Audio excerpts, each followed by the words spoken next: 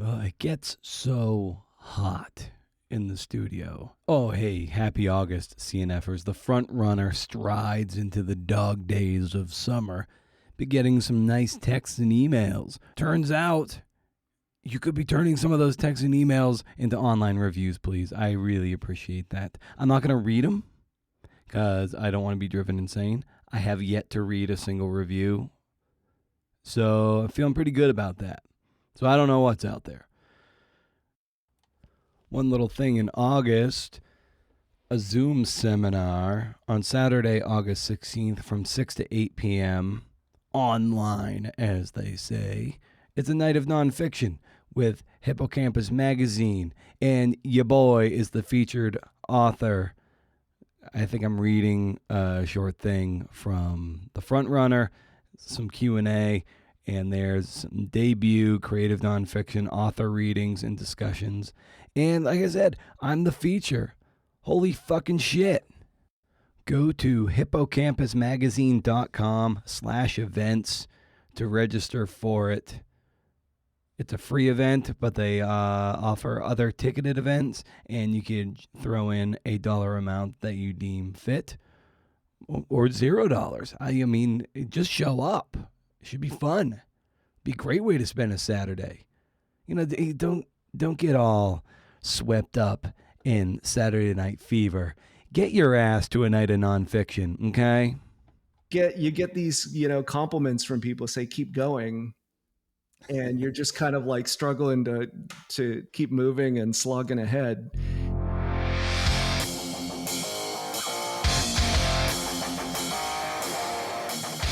All right, CNFers, welcome back to another episode of the Creative Nonfiction Podcast, a show where I speak to tellers of true tales about the true tales they tell, the art and craft of telling true stories. I'm Brendan O'Mara. Dude, I threw my back out so bad last week. I was on the floor for about 2 days, still kind of hobbling around. It's no good. I need a full body reset. Like, I'm thinking just mobility, maybe some hot yoga.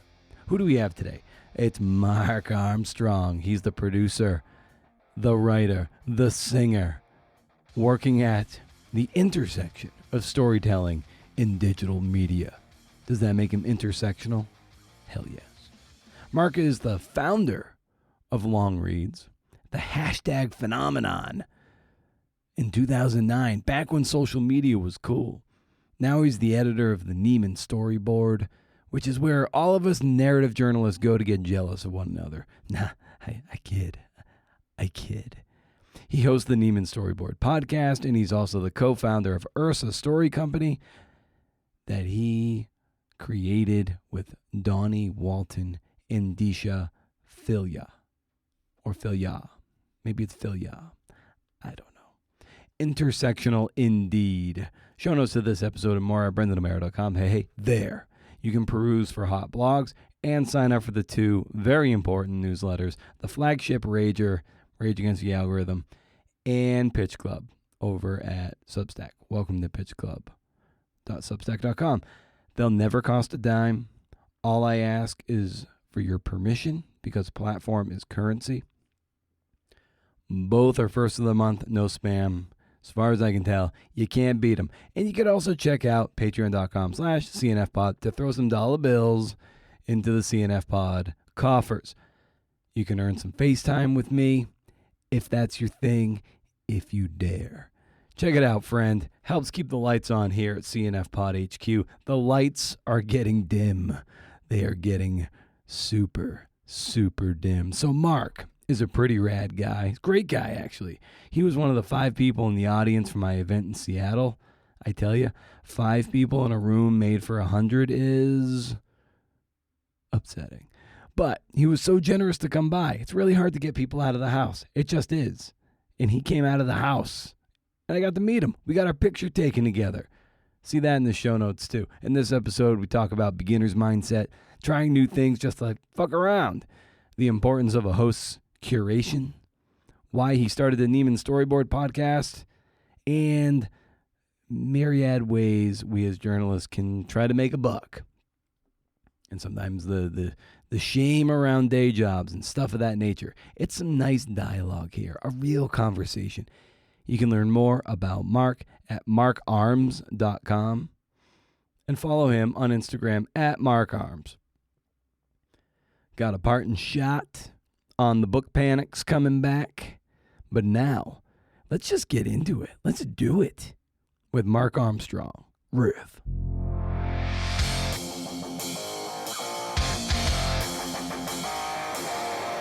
People who do this for fame are foolish. It's so true. I actually would not mind just growing people's flowers for them. Go get a gelato and chill out. And I was like, I can't. This is going to have to interest somebody somewhere other than me.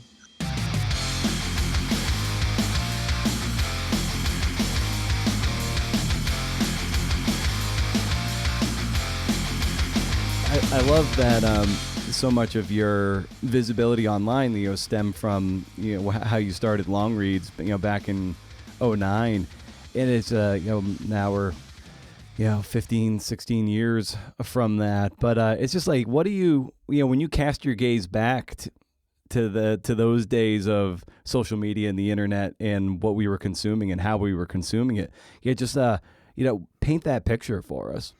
Yeah, for those of us who forgot. Well, first of all, I have to tell you, congrats on, 11 years now of this podcast? A dozen. Yeah, I started 2013. It's incredible. Now, I'm just 5 episodes into the Nieman Storyboard Podcast, so I've always appreciated your work, but even more so now. Oh, thank you. Going that long is a true accomplishment. So, congrats. 2009. I mean, everything has changed so dramatically on the internet since that time. But I think that moment in particular, when I think back on that moment, it was kind of this confluence of different events, both in my own life and with what was happening with social media and technology. I started my career in journalism as a newspaper reporter, and I had been working in digital media in New York. But long reads kind of came out of this specific moment in which, we had all just gotten our iPhones. Twitter was taking off. Yeah. The idea of a hashtag was this novelty.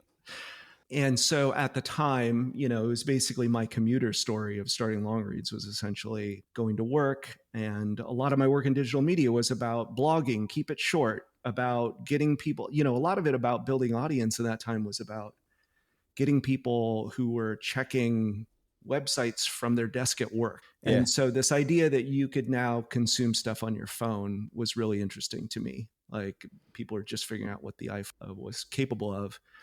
And then you had Instapaper come out, Pocket, later Pocket. And so for me, commuting by subway from Brooklyn to Manhattan for work, being on a subway that didn't have phone service at the time. So I'd start saving articles on Instapaper to find stuff to read and realizing that they were all just these aggregated blog posts. And so the idea of long reads kind of stemmed from that, which is like, I want to read some magazine features, longer pieces. How do I find them? I had the idea of just the phrase long reads, like, oh, it's a long read. I'm going to check that out. So I had this idea to launch it as a website, probably a year before I did anything with it. So I was talking to a web developer to set up a site. It didn't really pan out. Couldn't really get anything together. And so one day I just said, you know what? I'm just going to try it on Twitter. We'll just put it out on Twitter and have we'll try out a hashtag. And so I put it out there and it just kind of immediately took off. And it was this, I think, hitting at a right moment in which people were hungry for it, in which I was doing it, within this audience in Twitter, which early Twitter was very much journalists and media people. So it was like hitting something that a lot of journalists and media people loved as well. It just kind of took off from there. A lot of people sharing it and getting excited about it. A lot of work on my end to kind of just do outreach with folks. Once I saw it kind of taking off, chatting with other folks, other publishers to try and get them to use the hashtag and kind of build a community from it. And there were, key moments like David Carr and some others who were early supporters of it, which helped kind of push it to a bigger visibility.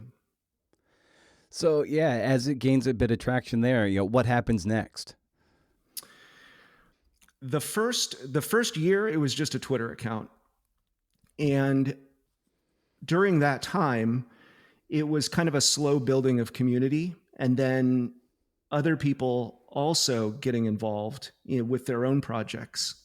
So those early years, then you had the Atavist and Longform and Byliner, if anyone remembers that. And for long reads, for what I was doing, it started as just my own project. And then once it had kind of reached this point where people were getting excited about it, decided to take it more seriously, get some friends involved, developer, designer, another editor.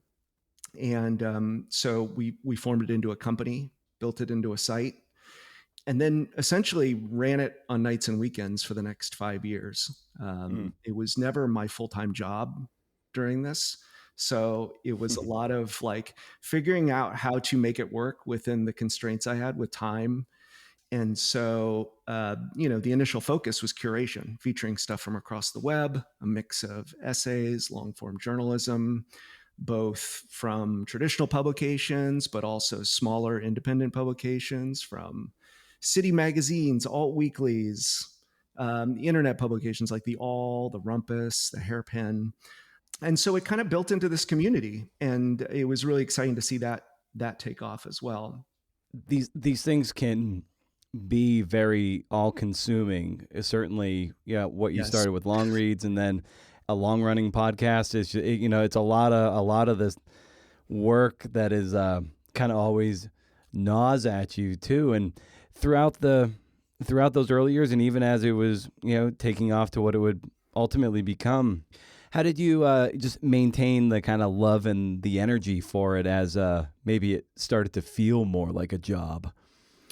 Yeah, I think the thing that helped me sustain it during those early years was really keeping some boundaries. I mean, there were forced boundaries. Like there was only so much time I had to work on it. And so keeping some very specific boundaries about like what I was going to do each day related to long reads. And so it was essentially like a lot of reading and a lot of curation of different pieces to feature on the site or on the Twitter account. So I think it was kind of forced boundaries that helped me sustain it. And so not really getting too far ahead of myself in terms of what I could sustain. Like I was able to do that essentially, for 5 years before we were acquired. And so like when people ask me about that, other entrepreneurs or startup folks, I think a lot about like, what can you do with the time you have?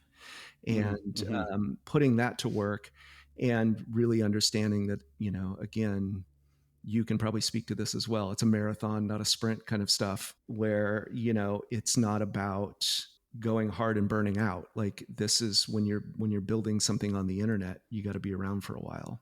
Yeah. Speaking to that, how did you cultivate a sense of patience with it and with any number of projects that you've started from zero? Yeah, that's a great question. I think a lot of that is one, whether you enjoy the work first. I mean, essentially, like I was really into social media. I was really into Twitter at the time. I was really into reading these stories. It was a part of my workday anyway. It was a part of my commute. I was just reading these stories. And I had a process where I'd read them on the subway and then I'd, tweet them later. And then in between, I would do some outreach, meeting with different publishers and other editors to make them aware of the community and how they could participate and share their features there. So a lot of it was just work that I liked doing anyway. And so I think that was sustaining. Additionally, this is such a niche thing. Like there are so many others like who may not have understood what I was doing with it, or especially folks who were not in media at all. And maybe, hadn't quite grasped, where we were going with it. But it was, a lot of support and encouragement from the right people at different times that kind of help sustain you a little bit. But I think it's hard to count on that. Like you get these, compliments from people say, keep going. And you're just kind of like struggling to keep moving and slogging ahead. And I think ultimately the thing that keeps you going is just your own enjoyment of the process and your own enjoyment of the work, and trying to not let external forces impact you one way or the other. Yeah, when you if you ever experience or when you experienced a lot of any of those dark nights of the soul, be it in any of your particular writing or with long reads or anything like, it, take us to those moments of how you endure in the face of some of that doubt. Maybe when you want to quit, maybe when you feel like it's not worth it. Yeah, I mean, I've struggled with this a lot over the years. I've been thinking about it a lot, both, within my work, within, the other things I love doing, like music. And for me, the challenge that I've had for myself is, how am I accountable to myself and the things that I want to do and my own goals versus, the things that I say I will do for other people, or the ways that I'm accountable to other people, whether it's like a coworker or, your job and your family and things that, you want to be there for different people. Like, what are the ways that I'm going to be accountable to myself to do the things that I told myself I wanted to do? So that is the thing that I keep coming back to right now a lot, which is like, okay, what are the steps I'm doing to be accountable to myself? How can I be my own boss? Yeah. And a better employee for that boss. Yeah, exactly. I get it in some of the chronic reading I do of Seth Godin and everything. Like he says, as freelancers, we're often the worst boss we'll ever have. Yeah. It's like if a boss from a different line of work treated us the way we treat ourselves, we'd leave that job. But we, as freelancers, you're like, shit, I can't do that. You end up just flogging yourself and staying with this abusive boss that you just can't escape. Yes. And I want to get a sense too, having, we're roughly the same age, and a lot of the people I talk to on the show are kind of have been kind of in this morass for 15 or 20 years, and things have changed so much underfoot. And I think a lot of us are kind of in a mid-career, midlife, not crisis, but maybe a mid-career evaluation or a reevaluation of where we thought we were wanted to go, say 15 or 20 years ago, and just where we've gone and where we're ending up. And that trajectory has changed a lot, I think, for so many of us. So just like, for you, how have you been reevaluating your place in this ecosystem? Yeah, I think that's a great question too. And even more prevalent in a place like journalism, where there have been so many challenges to journalists. Both this environment has been challenging for journalists on so many different levels. And I think that's a question that I've been wanting to pursue in this new role with Nieman Storyboard, which is how folks are doing the work right now under the circumstances, the realities of both politically being targeted online, and then also economic, with layoffs and budget cuts and things like that. For me personally, I'm definitely in the same space. Like, I feel like you and I are probably, to your point, similar ages. Did you read the Gen X article in the New York Times about? Yeah, by Stephen Kurtz, who was on the show a few years ago to talk about a kind of a really cool essay he did for True Story, this little chapbook thing that Creative Nonfiction used to put out. But I did read Stephen's story there, and it hit home.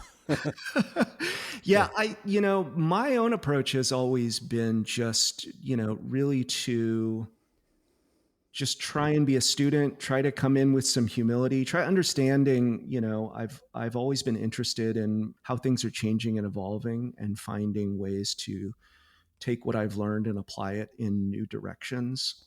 So, with everything I've started, I've essentially come in as a student. When I started Long Reads, again, I was trained as a journalist and I had started my career as a journalist, but I came into Long Reads as a reader.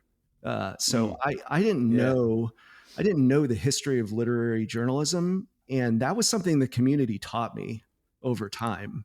And so it became this really wonderful community where I could learn all about it, and both learn about the history and then kind of, question it in my own ways and come up with some ideas around how it might be evolving with the internet and social media getting involved. And so similarly, I did the same thing. I left. So Longreads was acquired in 2014 by the parent company of WordPress, which now owns Longreads and The Atavist, featured a lot on the show too. I stayed there for the next 6 years and then left in 2020. And then a year later, I started a podcasting company called Ursa Story Company with two authors, Donnie Walton and Disha Philyaw. Again, this was coming into podcasting. And in that case, we started with a specific focus on fiction, short stories. Coming into both, essentially as a student, like to learn. I was just starting to really understand podcast production. I was just really into listening to podcasts. I was like, how do I start making them? I'm going to start teaching myself how to make them. And then similarly with short stories and fiction, an area that I hadn't read a lot of in the past, like, the last 10 years before that was all deep in the world of narrative nonfiction and long form journalism and essays. That's been my approach, is essentially try and take that beginner mindset into anything and try to teach myself new skills. It's all the way to today and the last couple of years. My children introduced me to TikTok for better or for worse, understanding like all of these new platforms, all these new methods of storytelling, and learning about how I can put them to use or what I can take away from them. Yeah, in reading about that and your introduction to TikTok and getting back into music, it got me thinking about this idea of taking agency and even reinvention and to stay, relevant's the wrong word, but just stay nimble and learn new skills. Like, and like, how have you taken that ethos of agency and really that beginner's mindset into these subsequent projects of yours? Yeah. Sari Botten, who I worked with at Longreads, she had this great quote where she's just like, wherever I have followed my curiosity, I've been successful. And that resonates with me too, which is like, wherever you kind of put your attention and your interest and your passion, like something good will come of that. So go explore it and go figure it out and just take it one moment, one step, one day at a time. I like the sound of that. I mean, I'm not an audio trained guy. Back in the day, I was listening to a few interview podcasts, and I wanted to be having those conversations, but no one was knocking on my door to talk to me. And I was doing the freelance thing and not particularly well, and I was just very lonely and kind of bitter and jealous and resentful of a lot of people. And it was my chance to be like, all right, well, no one's going to invite me on their stage, so I'm just going to go get out the hammer and nails and some 2x4s and build my own, and then start showing up in that way and celebrating people's work instead of being bitter about opportunities other people were getting that I wasn't. And then over the course of those years, I just kind of have gotten increasingly better at the skill of doing this. And similarly, like I'm not going to bring video to the podcast, but I'm getting into the idea of producing videos and making little movies that kind of just poke fun at just being a writer and stuff like that. And it harkens back to when I was in high school. My buddies and I, we made these comedic detective movies, in the late 90s, and they were really funny. And we just did it because it was really fun. I think in reading one of your essays, it made me think of those moments that I had of going back to that, what it was like to just be a kid and to bring that very youthful, sophomoric energy at times to something just because it's fun, not because it's good for a career or brand building, but just because it's just fun to do. I think we are kindred spirits. That's so cool to hear about your movie making past. That's exactly what we were doing, in my childhood and in high school. Lego movies and just like silly parodies. And that is a lot of what I've been thinking about over the last few years, which is how do you kind of recapture that kind of unbridled creativity that wasn't consumed by anxiety about how people were going to take it or whatever. You were just making stuff for the joy of it. And so that has been on my mind a lot. Like, how do I continue to sort of tap into that It's funny. I talk to a lot of journalists, and I think there are many of us who are like repressed theater kids who like, like were, kind of torn in different directions. Do I go into like journalism, or do I go in the arts or something like that? So, and why not both? Why not all of that? To find ways. But, and I think that's driven a lot of my work over the years, which is like my interest in finding something fun to do, working with people, in a collaborative, creative, mutually respectful environment, and just saying like, hey, let's put on a show, let's start a band, let's make a podcast, and, seeing what comes of that and what you can learn from that. That's definitely driven a lot of my work. Yeah, because like when you're younger and when you're a kid and whether you're just drawing or making stupid movies or recording stupid shit with your friends, like you're not thinking of how it's gonna be judged or received. It never had to be perfect. You were just the act of doing was the reward. Yes. And then you might have something that's kind of goofy and fun to show your friends, but that was the extent of it. Then you go out and make another one. And we lose so much of that. And we've lost so much of that, especially as creative people, constantly being bombarded by such polished stuff that we never start, because the early stuff is never going to measure up to so many things we're bombarded with. So we just pre-quit before we even take a leap. Absolutely. Two things that stick out to me from that. One is like, part of the thing about, my children introducing me to TikTok, the thing I appreciate about them being on TikTok is it wasn't like, how do I monetize this? Like, they're just like, oh, this is a fun place. And so I think it was kind of coming back to that too. It's like, okay, where are the places where you can, find joy on social media? Like, are there still pockets of that available to us? The shrinking ice flow of joy in social media. Exactly. And then the other thing that stuck out to me is your idea is like, well, I'm waiting around to be invited to something when I could be just making my own thing and doing it. Like, I'm sitting around in the waiting room or whatever, that was definitely driving a lot of long reads in those early days too. And, anything else that I've started too, which is like an impatience. Like I didn't, a lot of meetings with people who were chasing trends, and, maybe they got it or they didn't. And the tools were all there, like to build community and get started.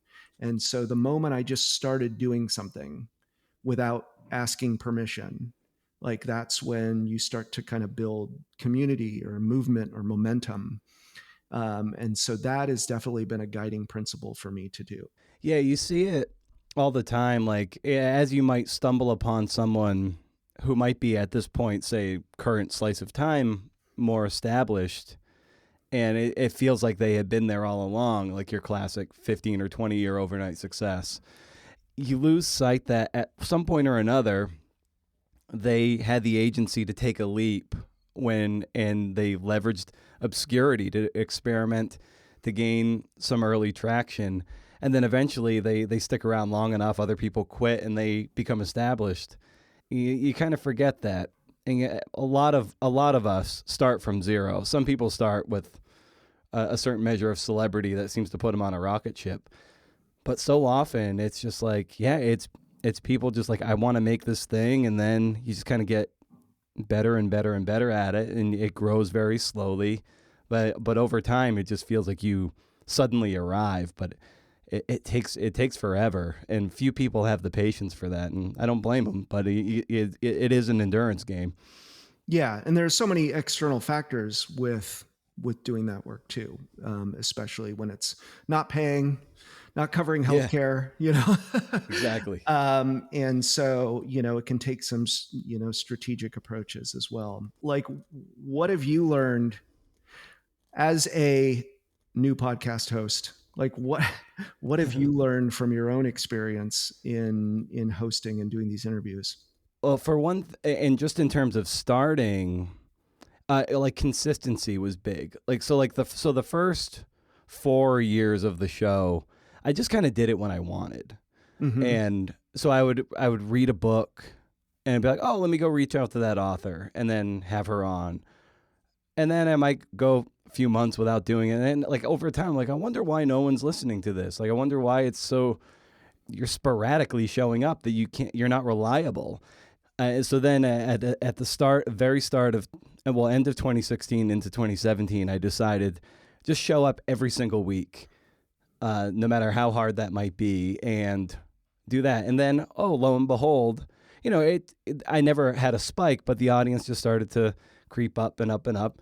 But then fundamentally of how to conduct an interview and how to ask questions, I think it kind of separated me in a way, because I'm very cognizant of how long-winded a lot of interviewers are, and how they'll ask a question, they'll often answer that question for their guest, thus leading the witness, so to speak, or they'll get so off track by answering their own question that by the time they get around to actually highlighting their guest, they're asking an entirely different question. And so I always have in mind, and this is not a good example of it, but of just having a good shot clock. Like when I'm on my game, my questions are usually pretty lean, pretty open-ended, and take me about 15 to 20 seconds to get it out of my mouth and onto them. So I would say it's like that. Those are key fundamentals of just, showing up, but also having a good shot clock of how to conduct an interview and get the other person talking and not me. I like that idea of setting up a little pitch clock next to your computer. Yeah. It's there's always these timers running. It's like jockeys in horse racing. They have an internal clock of how fast they're going. There's no clock out there on the track, but they can tell you within a tenth of a second how fast they're going on a horse in a quarter mile. They just have that baked into their muscle memory. Similarly, I know when if I'm getting long-winded on a question, and then in post I can sometimes cut myself down if I did get a little bit long. But yeah, I'm always it drives me nuts when interviewers just drone on and on and on. It's like, we're not here to hear you. We downloaded this and we want to hear the guest. But I will say, on the flip side, they are here to hear you, because like you are the consistent, you are the guide, you are the consistent right, voice.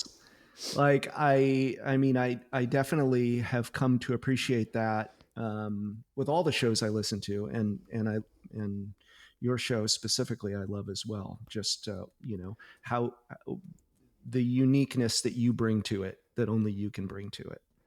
Yeah, that's a good point to underscore too. It's like certain guests, like I love Mark Maron, like a lot of people, and I will, if fill in the blank is making the media tour and they're going on X, Y, and Z podcasts, like if I want to hear how Mark has metabolized that person's career and filtered his interpretation of their life through his rubric.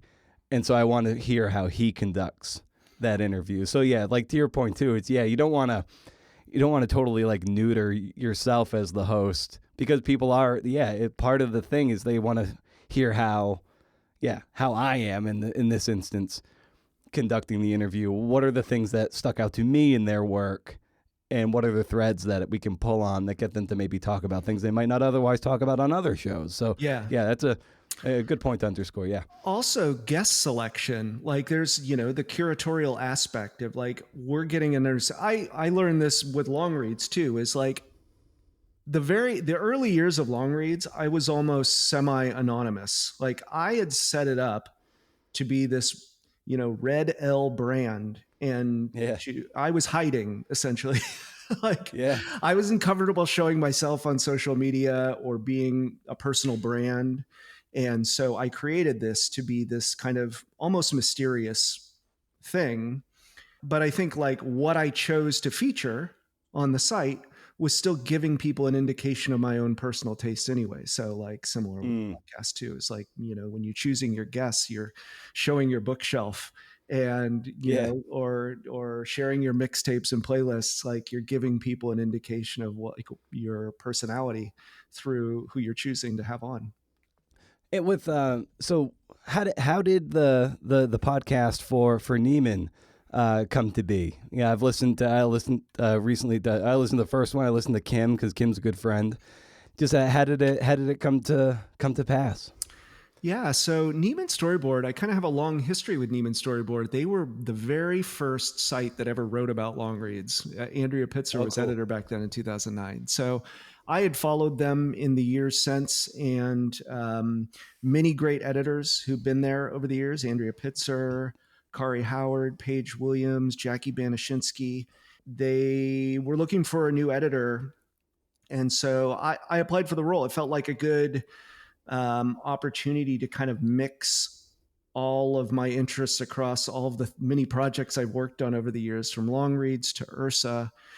And my pitch to them is essentially like, I wanted to do a podcast for Nieman Storyboard because I really thought it was important in this specific moment too, that, that we hear from journalists in their own words with their own voices. I had become a big fan of podcasts, a big fan of your podcast.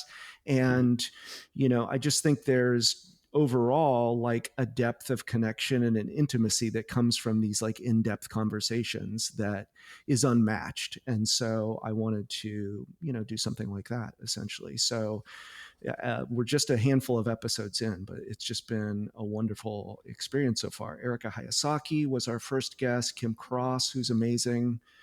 And I think outside of like my long reads experience, so long reads, was a lot of introduction into narrative nonfiction and essays. And Ursa has been a lot in the realm of short stories, short fiction. And so with Storyboard, I'm kind of eager to explore storytelling in a lot of different forms and genres and formats, basically. So not just like classic narrative nonfiction, but also podcasting, audio storytelling, and all the ways that takes shape, social media, documentary filmmaking, things like that. So right now I'm kind of just like looking for a broad mix of different journalists and artists who tell stories in all these different ways. There's one in particular with Pulitzer Prize winner Mary Schmeek. She was a former columnist for the Chicago Tribune for 29 years. And she had just recently moved into podcasting and released a podcast with some former Chicago Tribune colleagues called Division Street Revisited, which was kind of a looking at Studs Terkel's oral history book, Division Street America, and revisiting, some of the people's lives who were featured in that book. But she was a really inspiring conversation because, again, someone who has taken her work across a lot of different genres and forms. So not only was she a reporter and a columnist for the Tribune for many years, but she goes into podcasts. She also wrote the Brenda Starr comic strip for many years. And one of her columns was back in the late 90s was a fake graduation speech that led with "Wear Sunscreen," which became the worldwide hit that Baz Luhrmann had put music to. Yeah. So she's had this amazing career across like art and journalism. And so that was like, again, she was like a Metro columnist. So like, I don't know if her word count would have fallen on my radar back in the early long reads days. There was kind of like a very specific like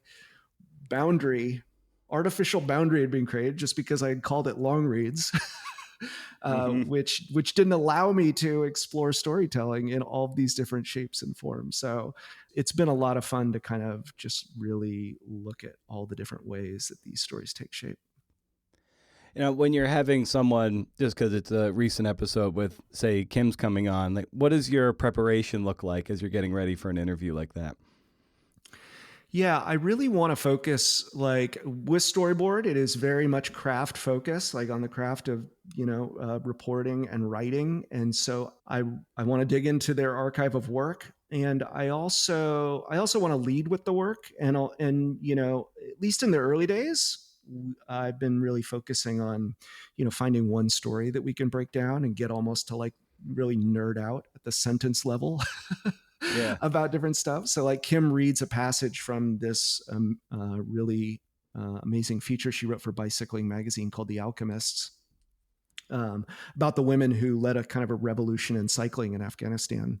And so she reads a passage from it, and we talk through how she actually reconstructed the opening scene in which this cyclist, Rehana, is kind of making her final ride before she evacuates, before the Taliban take over. So that's kind of my approach right now. But I think, depending on the guest, it will be, it may vary, and we'll, give ourselves permission to experiment a little bit too. But what about you?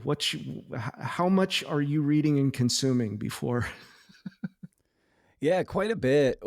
If it's a book, I read every book cover to cover, no matter what. It's like kind of the table stakes I have for myself. Like no matter, even if we only talk about it, end up talking about it for 10 or 15 minutes in the whole conversation. Yeah, I read the whole thing. I mark the hell out of the book. Then I tend to type up notes and talking points on a Google Doc that I have like on my main monitor over here.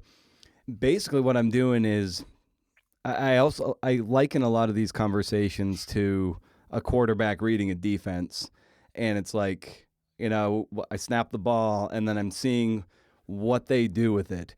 And wherever their direction they're going, sometimes I'm like, okay, now I know, well, okay, we can go in this way because there's a thread over here they're going towards. I'm like, okay, I've got some notes on that I can pull on.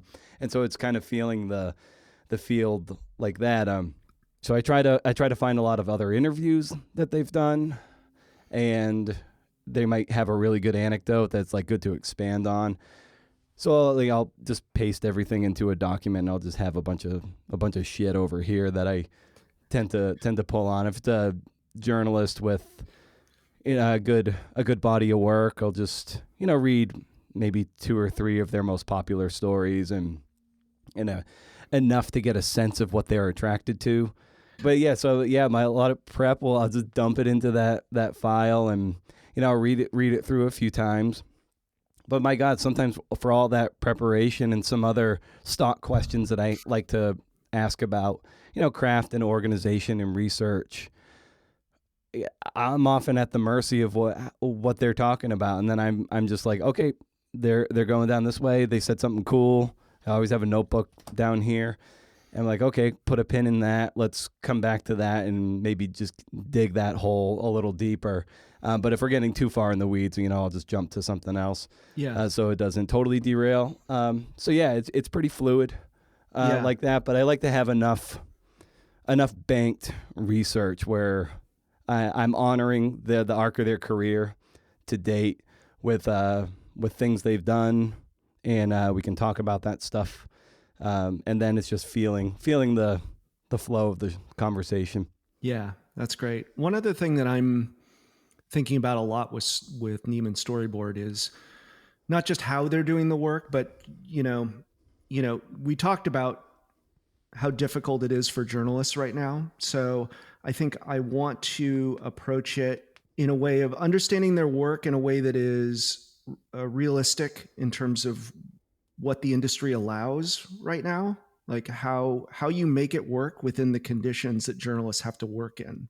So not just like assuming that, everyone can be a full-time staffer with endless money and resources, and let's talk about the craft of how they did it, but like how to make journalism work if you are freelance, if it is not your day job.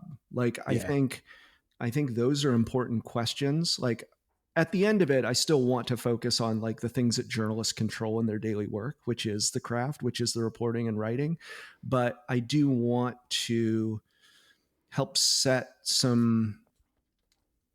just present a realistic picture of what it's like to practice journalism. I had this conversation with someone a couple weeks ago where they asked me a question about, saying how I felt about being a journalist, essentially. And I was kind of taken aback because I essentially said, I don't know if I consider myself a journalist right now so much as a person who practices journalism, because I've worked inside and outside of journalism multiple times at multiple points in my career. I've always worried about this idea of journalism, or to be a journalist, is kind of this priesthood that people saying, I've had to leave journalism. Like, people don't say they had to leave marketing. Like, Yeah. like, and the realistic, the realistic kind of situation that journalists are facing is it may not be the full-time work. It may be a side hustle. It may be a side project. And so like, I want to challenge the idea that you either have to be a journalist full-time or not at all. Like, I think there's a lot of room for people like you are practicing journalism in your work, like you, and you've done it for many years. And so like, I'm really interested in that question, like how we define ourselves too.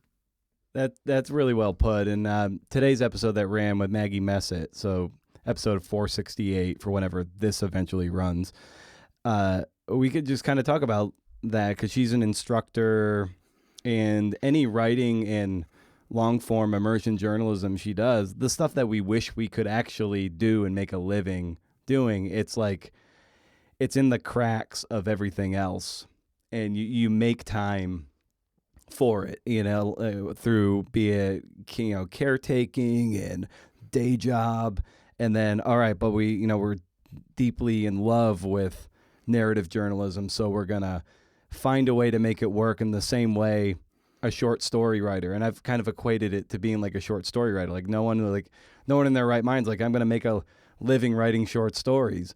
It's just like you do it because it's a craft and you love it, and you find a way to make it work among the other work that you're not tweeting about, and having that degree of transparency with other people. Like, yeah, I have all this mercenary work over here that helps subsidize the stuff that I actually do put on Instagram that makes it look like that's all I do. And so having those conversations is really, really valuable. So like, oh, I don't feel so shitty that I have like this copywriting gig over here that actually pays pretty well. But this 5,000 word feature I wrote over here, which took me 2 years to write and report, it comparatively doesn't pay at all, but it nourishes the soul and is like the kind of work that you're really, really proud of. Yeah. I think there's a lot of guilt and shame for people who've worked in journalism, and the industry cannot make it work for them in terms of a living wage or a sustainable career or something that doesn't burn you out after a certain period of time. So I think those are all important conversations to have for sure. Yeah, I love pulling on, and I love that you just brought up the word shame too, because I brought up that with Maggie. It was just like there is this shame involved that like, oh, this thing I went to college for or grad school for is, why isn't this thing, like you go to law school and you become a lawyer and you make a decent salary perhaps, and then you do the similar thing by going studying journalism at school, and then it's this thing that can't sustain you. Like, but I invested all this education in this, and then I have another day job over here. Maybe it's in retail, maybe it's in a restaurant, and it's like you feel, I'll never forget, I was stocking produce in 2016 at a Whole Foods in Princeton, New Jersey, and I ran into, so I'd already had a book come out in 2011, and I ran into someone who I knew who had bought the book and was a friend, and I hadn't seen him in years. And then I'm pushing this produce cart and stocking things, and I see this guy, and I remember feeling so embarrassed. I was like, here I was, published author, blah, blah, blah. And here I'm like stocking apples, and just like feeling like so sheepish, like, oh my God, like what happened? I could see it in his eyes. Like, what happened to you? Why are you in this state to be stocking produce at a Whole Foods when you're like supposed to be this author and this journalist? And point being, I understand the shame, and it's, I think, a service that we can provide to help dispel some of that shame for a lot of people who have these other jobs that subsidize the work that we wish supported us, but ultimately most likely doesn't. Absolutely. Yeah. I always go back to that story of Philip Glass doing dishwasher repair, right? As his like best work was coming out. Showing up at people's house. They're like, you're Philip Glass? Yeah. Now where's the dishwasher? Show me your dishwasher. Yeah. It's so, and so much of the shame just got ratcheted up to a whole new level with social media and the way other people were publicly interfacing all this amazing work, but never talking about the stuff behind the scenes or Yes. the privilege they might benefit from like Yeah. a spouse with health insurance and a day job and all that stuff. And the more we talk about it, the more I think we can set people's minds at ease, and then they can get back to work doing the things. Just now it's like, okay, I understand that Brendan has a breadwinning wife with health insurance that they can pretty much live off of. So, now I understand why he has maybe a little more leash to go from project to project or to sustain a podcast. Because he's benefiting from some privilege that I don't have. And so the more I talk about that, I'm like, all right, hopefully you understand and that other people are benefiting from things that they might not be talking about. Yeah. Yeah. And that, I mean, this is all community building and connection and like the thing that journalism does so well. So it's like the irony is that journalism is needed now more than ever. Journalists are needed now more than ever. So something I've been talking about on my TikTok, actually, I just said that out loud. Something I've been talking about is like, I think there is a real disconnect in that, like in the, like that TikTok world. It's like, do many people even know what journalists do, how it works? Like there's a lot of media literacy that I think like is worth tackling across social media as well. So that's another area of interest for me going forward, both with the podcast and just my work generally. Yeah, and we talked about the shame idea, and that's like a thread that through your new podcast to be able to peel those layers back. What are some other visions that you have for the podcast and conversations you're eager to have? Yeah, so we talked about Mary Kim Cross. Erica Hayasaki was the very first episode, and she's fantastic. She's written a ton of long form features for many publications, Wired, The Guardian, Atlantic. I liked her approach to, we talked a lot about trauma-informed reporting, essentially. Like, I think she's questioning a lot of things that I'm questioning about, like, how journalism works and how we interact with our subjects and how we build trust and how we give them agency. So there's a lot of stuff that I've learned from her from that episode around, to my point, trauma-informed reporting around, she calls it, telling a story versus taking a story. That's really well put. Yeah. And she was at the time of our conversation, it was, after the fires in LA, and she's based in Orange County. So like she was really kind of grappling with the questions about, who should be going in there to tell those stories. Like, the questions about parachuting into a place like that. We've also got some great conversations coming up. I'm not the only one doing interviews for some of these too. So like the next one coming up, which may be out by the time this comes out, is Christina Tapper, an old colleague of mine. She interviews Akiba Solomon from the Marshall Project, who had put together this thing called the Language Project, which is about essentially how journalists write about incarceration and the language we use to talk about people who are incarcerated. So that's a great episode. And then I spoke with Franklin Leonard, founder of The Blacklist, about storytelling in Hollywood, journalists getting into Hollywood, the whole concept of based on a true story and like the power that holds, and kind of his basic premise being like, IP is not just Marvel movies. IP is real true stories as well from these names. Oppenheimer is IP, that kind of thing. So a really great conversation with him too. So it kind of like hitting at a lot of different questions and angles across nonfiction storytelling. Oh, that's cool, Mark.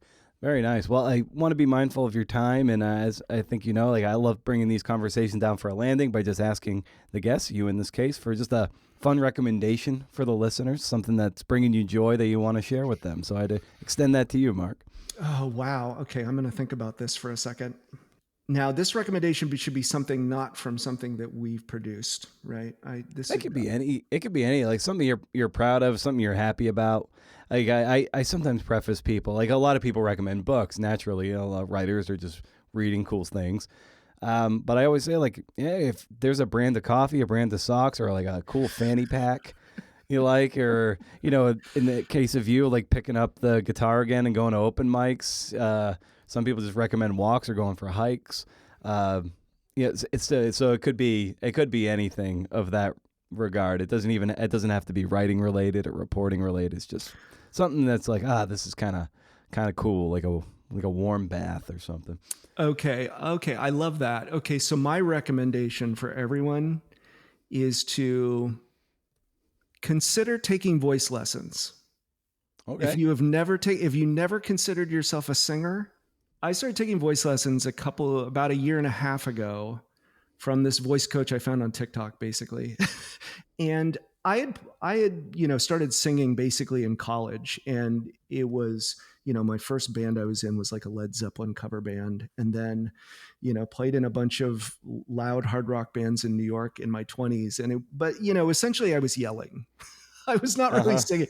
And I had never really learned the actual technique and how to sing. So, very belatedly, was like, as part of, coming back into music, I was like, I'm going to take voice lessons and really understand like how this instrument works. And it's just been a really amazing experience. And I'm recommending it to everyone because I think, like, even if you just want to get a little better at karaoke, I think, I think you can learn a lot about yourself when you kind of like, one, singing, I think, is therapeutic. And then two, I think you can learn a lot about yourself as you kind of explore like how your voice works and placement and breath work. So that's going to be my recommendation.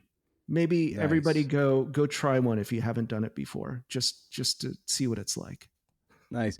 Has it helped how you speak on mic for stuff like this? I think it could. I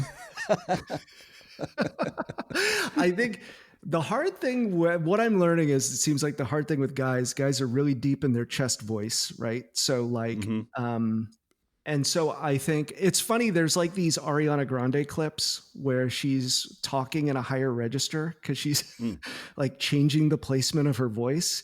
And people like joke about it on TikTok and stuff. And now I'm like, oh, I get that. I get how it works now, like why she was doing that. And so I think theoretically it could be useful for your everyday speaking voice. It hasn't really applied to my speaking voice yet because there's also undoing a lot of years of bad habits that get to our Gen X age. Yeah.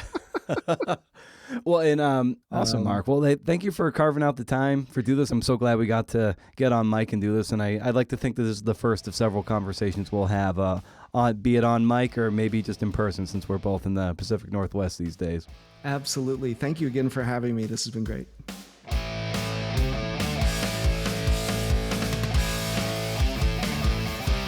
Yes. It's pretty great, right? That was nice. Mark fucking Armstrong. Nice of him to show up to my Seattle event. I mean, that says a lot. It says a lot if people leave their house and go to a bookstore and attend a sparsely attendanced event and ask questions and genuinely look like they had a good time, even though it's kind of embarrassing for me and for the generous Maggie Mertens that we couldn't pack the joint. In any case, sign that stock there, so can't send that shit back. Man, for cool jams and all the news, be sure you're subscribed to Rage Against the Algorithm newsletter and Pitch Club. Those are two separate ones. And you can follow the show on Instagram at Creative Nonfiction Podcast. Yeah, so the book panics, man, they're back. Yeah. Why? How? I'll tell you why and how. I'm in the throes of the next book proposal, which thankfully doesn't have to be nearly as robust as the front runner was. That said, can't skimp, can't cut corners. Don't do that shit, man. I submitted a draft of a little more than 2,000 words to my agent, which was like mini proposals. I had an overview. It had notes on sourcing. It had a few comp titles. It had how I see the arc playing out. No sample chapters. I threw in some photos in there that I got from some sources.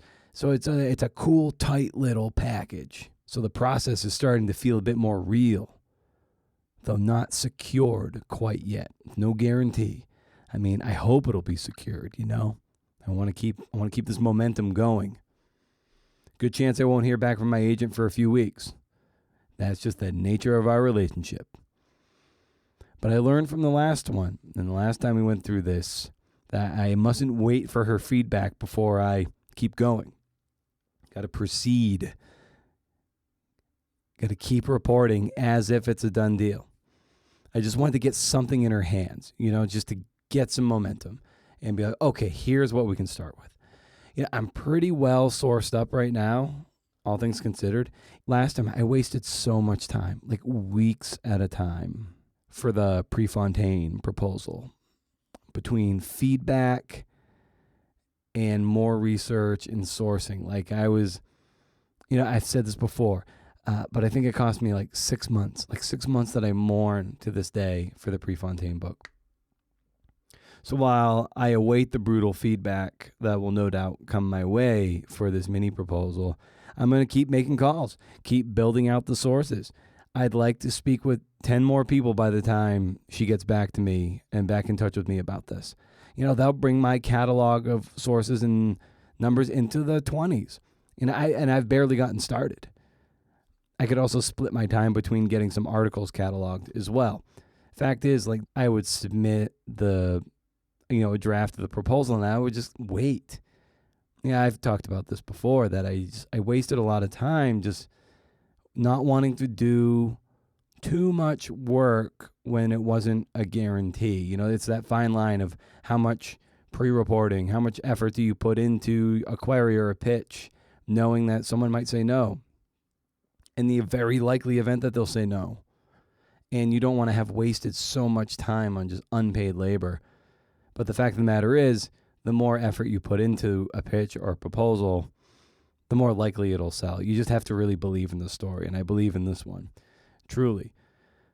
I guess point being, you just need to be this perpetual motion machine. I see this next book having upwards of 1,000 sources. And by source, I mean like actual people sources. I'm not talking about the articles, which will number in the thousands as well. You know, or at least I just think it's going to get close to 1,000 because of the scope of the subject.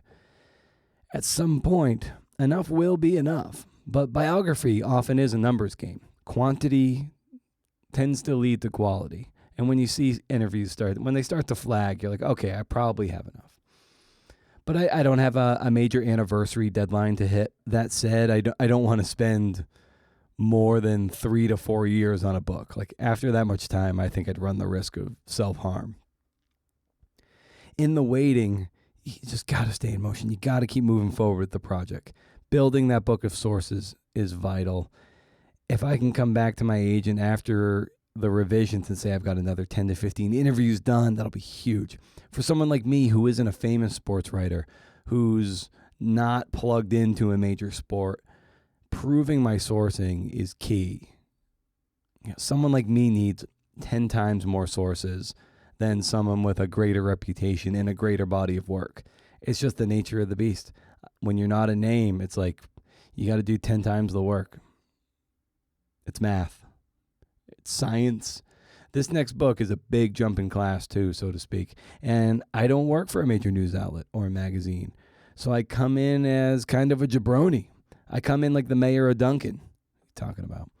There's a lot going on, you know. I mean, we all have a lot going on. You got a lot going on too. Lots of big-ass books to read have been coming in for the podcast, and like so little bandwidth. Just looking over at the podcast shelf right now.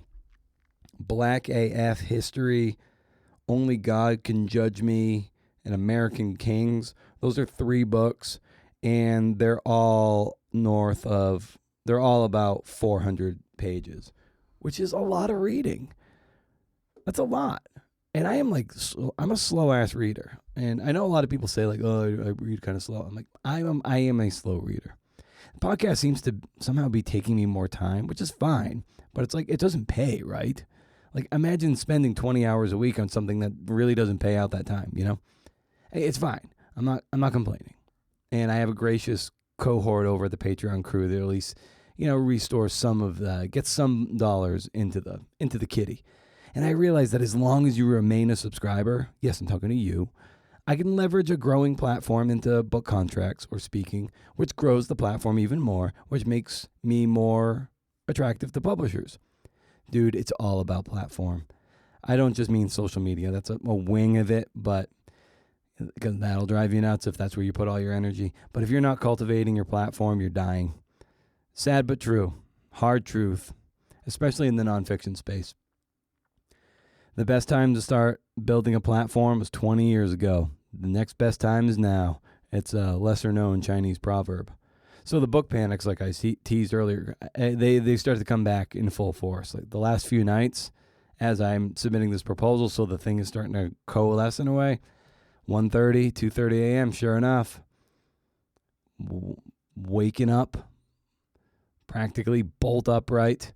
I would bolt upright if my back wasn't so fucked up. It's like, can you find new material? Can you find the arc? Where's the narrative? Will the central figures run interference? Will you even be able to secure a contract again? You know, that is very real. Like I need a name from my book panics, so I can just say, hey, dipshit, leave me alone. Go back to sleep. Go to your hidey hole. I need to go away. So dipshit could be one. Just call him dipshit. Or should it be the mind flayer, Vecna, going Stranger Things, Smeagol, Balrog? I don't know. Maybe I'll put up a poll on Spotify in the Spotify feed for this episode, or even the newsletter if that's something I can do. We'll take a poll. What should I name the book panics? Because then I can just say, get the fuck out of here, Warren. So stay wild, CNFers. And if you can't do, interview. See ya, dipshit.